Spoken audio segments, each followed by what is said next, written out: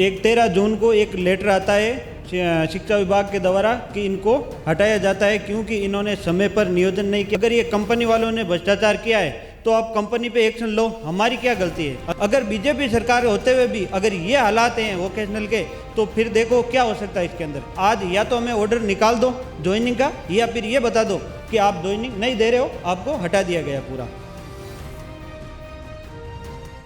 राजधानी के शिक्षा संकुल में इस समय हम खड़े हैं। आपको बता दें कि कुछ महीने पहले हमने इन्हीं व्यावसायिक शिक्षक यानी कि वोकेशनल ट्रेनर्स की एक हमने खबर दिखाई थी। हालांकि खबर का असर कितना हुआ ये तो यही लोग जानते हैं, लेकिन करीब करीब कई महीनों से ये लोग लगातार सरकार तक, प्रशासन तक, शिक्षा संकुल में बैठे अधिकारी तक, शिक्षा मंत्री मदन दिलावर तक, और जहां पर भी ये जा सकते हैं हर उस दरवाजे पर जा रहे हैं, अपनी गुहार लगा रहे हैं। लेकिन इनकी बात कोर्ट की तारीख की तरह हो गई है कि तारीख पे तारीख तो मिल रही है लेकिन न्याय नहीं मिल पा रहा है। इनसे ही जानेंगे, आज कितने महीने हो गए आप लोगों को बेरोजगार? 5 महीने हो गए सर। 5 महीने हो गए। 5 महीने हो गए। पहले भी इन्होंने 8 महीने वेट करवाया हमें ये ज्वाइनिंग के लिए, फिर मार्च में ज्वाइनिंग दिलाई। उसके बाद मार्च से 13 जून तक हम स्कूलों में थे।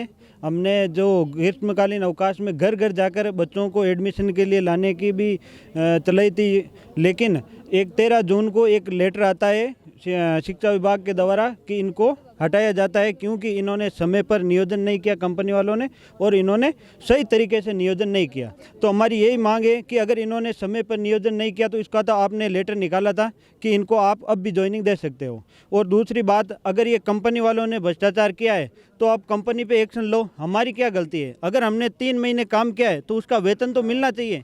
21 तारीख को जो गई थी उसमें एक लेटर निकलता है शिक्षा संकुल से कि इनकी सैलरी डालनी है। उसके बावजूद आज 10 तारीख हो गई, किसी के भी एक भी वीटी के सैलरी नहीं आ रही है। इसका मतलब क्या है? एक अधिकारी की कंपनी वाले भी नहीं सुन रहे हैं। तो इससे बड़ी विडम्बना की बात और क्या होती है कि राजस्थान के अंदर मोदी जी के द्वारा ये चलाई गई थी, जो वर्तमान में सरकार है केंद्र के अंदर। अभी वर्तमान में राजस्थान में भी बीजेपी सरकार है। अगर बीजेपी सरकार होते हुए भी अगर ये हालात हैं वोकेशनल के, तो फिर देखो क्या हो सकता है इसके अंदर। 2014 से आज 2025 हो गई। 2030 तक ये सपना है मोदी जी का कि हर एक स्कूल के अंदर व्यावसायिक शिक्षा होनी चाहिए। उसके बावजूद भी अगर ये दिन देखने पड़ रहे हैं, 3000 वैकेंसी सबसे पहली बार है ये राजस्थान के अंदर, फिर भी अगर ये इन चीज़ों का सामना करना पड़ रहा है तो इससे बड़ी विडम्बना की बात मैं नहीं मान सकता हूँ। आज हम इसीलिए भी आए हैं कि आज या तो हमें ऑर्डर निकाल दो ज्वाइनिंग का, या फिर ये बता दो कि आप ज्वाइनिंग नहीं दे रहे हो, आपको हटा दिया गया पूरा।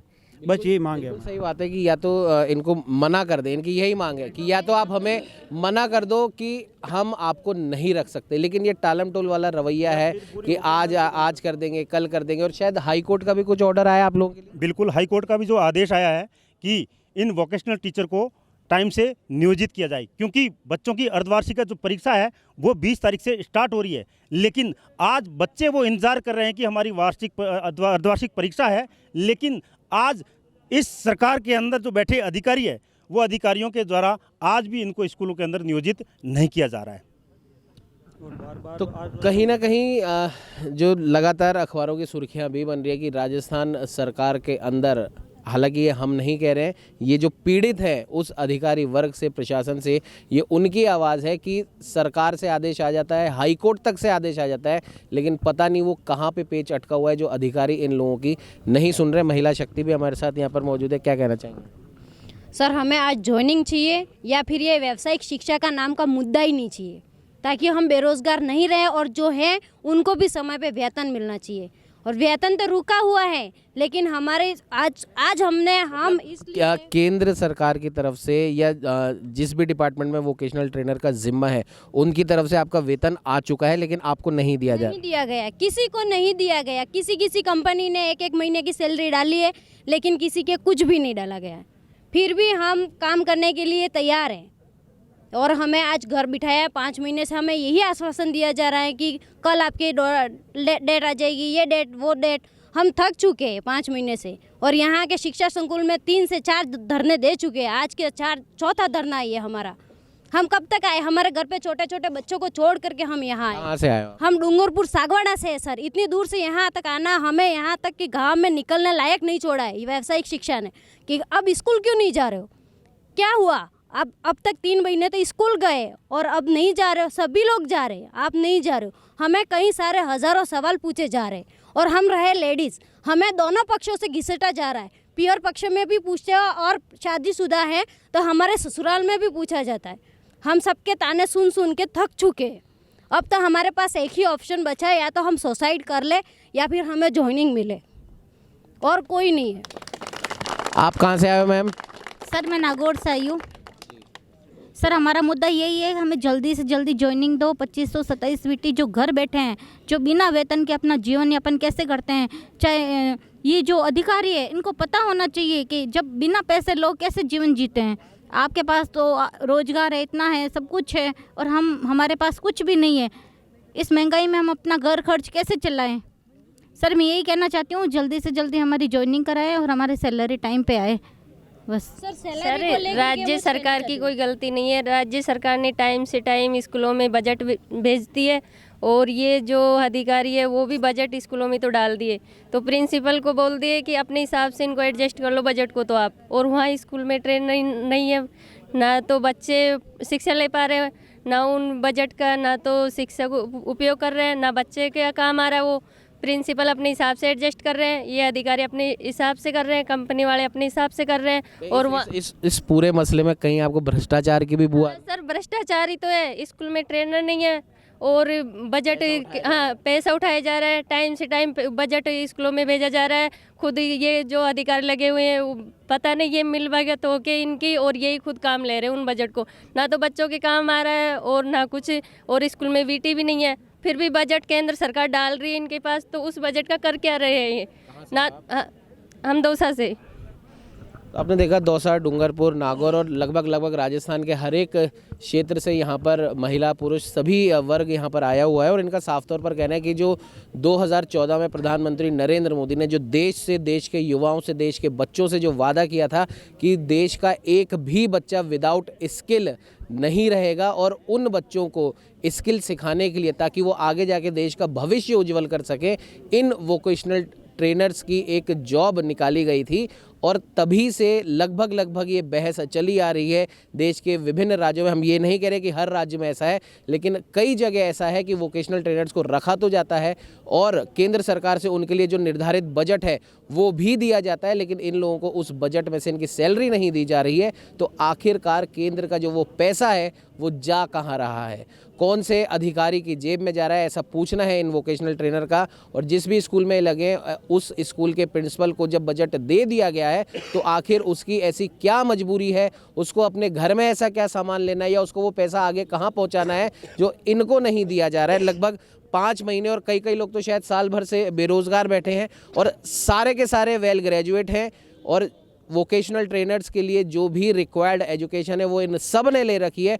हो सकता है इनकी ये पढ़ाई किसी और नौकरी में काम में आ जाए। तो इनका यही कहना है कि एक तो हमने जो पढ़ाई लिखाई करी है वो आपके द्वारा व्यर्थ की जा रही है, आप हमें मना कर दे तो हम हमारी इस पढ़ाई का इस्तेमाल किसी और नौकरी में कर सकते हैं। तो आप मना भी नहीं कर रहे हैं और इनकी पढ़ाई लिखाई भी वेस्ट जा रही है। और जिस चीज़ के लिए प्रधानमंत्री नरेंद्र मोदी के जिस सपने के लिए इन्होंने वोकेशनल ट्रेनर बनना स्वीकार किया था, आज प्रधानमंत्री नरेंद्र मोदी का वो सपना जिसे इन्होंने अपना सपना माना, आज इनके ऊपर वही कुठाराघात करता नजर आ रहा है। और इसकी वजह है इन लोगों के हिसाब से वो अधिकारी जो प्रधानमंत्री नरेंद्र मोदी की भी बात को कुछ नहीं समझते।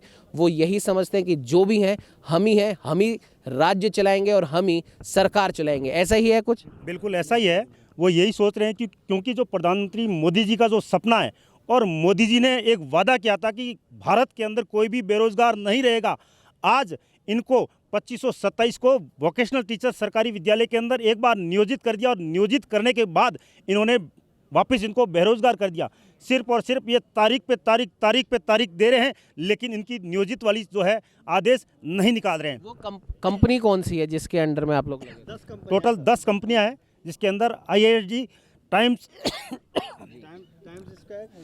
सिविल लैंडिंग कार्ड और भगवती निवेदिता और ओरिएंट, ऐसे करके विभिन्न सारी कंपनियां हैं, ISD है, टाइम्स है, एमिगोज है, लेकिन ये कंपनियां हैं, कंपनियां नहीं कह सकते हम इनको, दुकान कह सकते हैं, क्योंकि जहाँ पर भी ये कंपनियां लगी हैं, आज कहीं दुकान चला रहे, कल कहीं दुकान चला रहे, कल परसों कहीं और दुकान चला रहे। जो जिस वजह से शायद विभाग ने आप लोगों का जो पेमेंट रोका है वो इन्हीं कंपनी के भ्रष्टाचार की वजह से रोका है? बिल्कुल कंपनियों के भ्रष्टाचार की वजह से रोका है। कंपनियां और अधिकारी तीनों की मिलीभगत से ये काम हो रहा है। और ये राजस्थान प्रदेश है ना, अब इस राजस्थान प्रदेश को तीसरे मोर्चे की आवश्यकता लग रही है वाकई में। ये तो चुनावी बात हो गई, हम आपकी बात हम करने आए जी, बताइए। तो देखो ये क्या है कि कंपनियों के भ्रष्टाचार भी है और कहीं ना कहीं अधिकारियों की भी मंशा नहीं है। अगर अधिकारियों की मंशा होती तो आज ये इतने प्रशिक्षक यहाँ पर नहीं खड़े होते, आज विद्यालयों में खड़े होते, जबकि इनको पता है अर्धवार्षिक परीक्षा आने वाली है। 5 महीने हो गए जुलाई से और अब तक विद्यार्थियों ने एक चैप्टर नहीं पढ़ा। मैं यहाँ पर आ रहा था, मेरे एक विद्यार्थी फ़ोन कर रहे हैं कि सर आप कब आओगे, हमारे पास ना तो किताब है ना हमारे पास पढ़ाने वाला कोई है, तो सर हमें क्यों वोकेशनल दिलवाई। अब इसमें इल्ज़ाम तो हमारे ऊपर बच्चों, हमारे विश्वास का क्या है कि इन्होंने गला घोटा है। और अधिकारियों से जब मिलने जाते हैं, यहीं संकुल में बैठे अधिकारी तो कहते हैं बीटी से मिलना अलाउ नहीं है। अपने PA तक को बोल रखा है कोई भी बीटी आए मिलने के लिए मना कर दें। SPD मैम है, हम कई बार मिलने आते तो मिलने तक के लिए मना कर देते हैं। सोचो तो इससे साफ जाहिर होता है कि कहीं ना कहीं अधिकारी भी नहीं चाहते कि इनकी समस्याओं को सुना जाए। कई बार लेटर दे चुके हैं, एक बार धरना देने के बाद में इनको समझ जाना चाहिए कि कहीं ना कहीं स्थिति है जो विकट है और कहीं ना कहीं इनका मुद्दा सही है। अगर कोई मुद्दा गलत है तो उसको बताएं, बैठें, लेकिन मिलने तक के लिए मना कर देते हैं। तारीख पे तारीख ज्वाइनिंग के लिए दे रहे हैं, विद्यार्थी परेशान हो रहे हैं। उधर इन्होंने कौशल मित्र बना दिए, कौशल मित्र सब्जेक्ट दूसरी है, उनका ट्रेड उनका फील्ड अलग है, उन तक को क्या है कि वोकेशनल का चार्ज दिया जा रहा है। जिनका काम है उनसे तो वोकेशनल की सलाह भी नहीं ली जाती। मीटिंग कर लेते हैं लेकिन एक बार भी किसी भी व्यावसायिक प्रशिक्षक या उनके संगठन के प्रतिनिधित्व को बैठा करके ये नहीं पूछते भाई कोई कमी हो तो उसमें हमें क्या सुधार करने की आवश्यकता है। तो पूरी दिख ही रही है कि आप लगभग 5-6 महीनों से और कई लोग साल भर से आप बेरोजगार बैठे, तो कमी तो ये कहीं ना कहीं पूरी सामने दिखाई दे रही है। और जिस प्रकार से सब ने कहा है कि आखिर इनकी गलती क्या है, मैं बार बार इस चीज़ को रिपीट कर रहा हूँ, इन्हीं के हवाले से इनका कहना है कि अगर आपको हमें नहीं रखना है तो आप हमें क्लियर मना करें ताकि हम हमारी जो एजुकेशन है उसको कहीं और हम यूज़ करें। लेकिन एक तो रख भी नहीं रहे हैं और कोई कारण भी नहीं बता रहे हैं। कितनी बार ये धरना करेंगे। इन महिलाओं का, ये महिला शक्ति का कहना है, न जाने कौन कौन से गांव से, कौन कौन से शहर से ये लगातार बार बार बुलाने पर अपने साथियों द्वारा ये यहाँ पर आती हैं, क्योंकि कहीं ना कहीं इनके साथियों की आवाज़ इनकी भी आवाज़ है, इनके परिवार की भी आवाज़ है। और जिस प्रकार से इन महिलाओं के साथ हो रहा है, ये अपने गाँव में, अपने शहर में जवाब देने लायक नहीं है। ये तो इन महिलाओं का हाल है, इन तमाम पुरुषों का हाल है कि घर वाले, इनके बच्चे भी इनसे पूछते होंगे कि आप तो नौकरी करते थे, अब आपकी नौकरी कहाँ गई। किसी ना किसी घर में कोई ना कोई ऐसा सपना होगा जो इनकी बेरोजगारी की वजह से नहीं पूरा होगा, और वो सिर्फ इसलिए क्योंकि प्रधानमंत्री के सपने को इन अधिकारियों द्वारा, इन भ्रष्ट कंपनियों द्वारा पूरा नहीं होने दिया जा रहा। अब इन लोगों का मुख्यमंत्री भजनलाल जी से, शिक्षा मंत्री मदन दिलावर जी से इनकी यही गुहार है, और इनकी गुहार ये प्रधानमंत्री तक भी लेके जाएंगे कि आप लोगों ने अपने सपने को इसलिए जीवित किया था ताकि भारत का भविष्य, भारत का युवा इस देश को बहुत आगे लेके जाए। तीसरी नहीं, हम विश्व की सबसे बड़ी इकोनॉमी बने। लेकिन अगर यही हालात रहे, हो सकता है आने वाले समय पे इन हालातों की वजह से कहना पड़ रहा है कि तीसरी से भी हम नीचे आ सकते हैं। तो अब ये सरकार के, प्रशासन के हाथ में है कि वो राजस्थान का, देश का भविष्य क्या चाहते हैं। सहयोगी कैमरामैन अजय के साथ उमंग माथुर, न्यूज़ 21।